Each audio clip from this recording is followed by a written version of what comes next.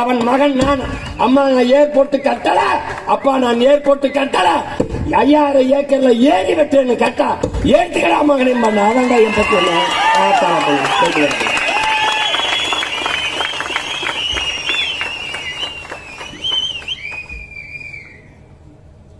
கொஞ்சம் யோசிக்கணும், மாற்றி யோசிக்கணும். ஏன் இந்த மகன் யோசிக்கிறேன்? அவனை பெத்த தலைவன் எப்படி தலைவன், எப்படி தலைவன்?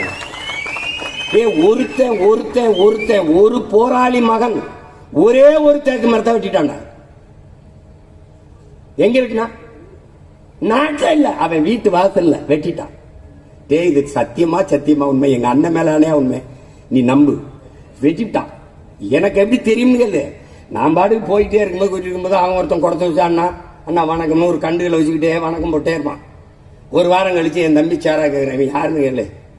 அண்ணா என்னன்னு கேளுங்க, என்ன பண்ணிக்கிட்டு இருக்கான்னு கேளுங்கன்னு. என்னப்பா அப்படின்னோடனே வெளியே தலை ஒன்றும் இல்லைன்னா அதை வந்துன்னா ஒரு மரத்தை வெட்டிட்டேன்னா. மரத்தை வெட்டிட்டியா? என்ன பண்ண?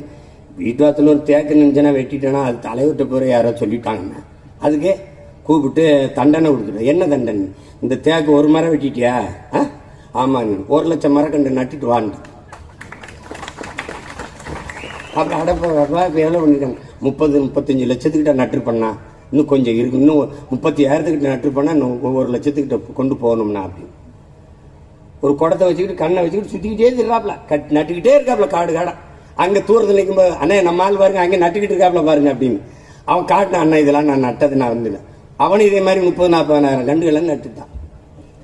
அப்படி இன்னைக்கு படங்கள் காணொலிகள் வருது எங்களுக்கு.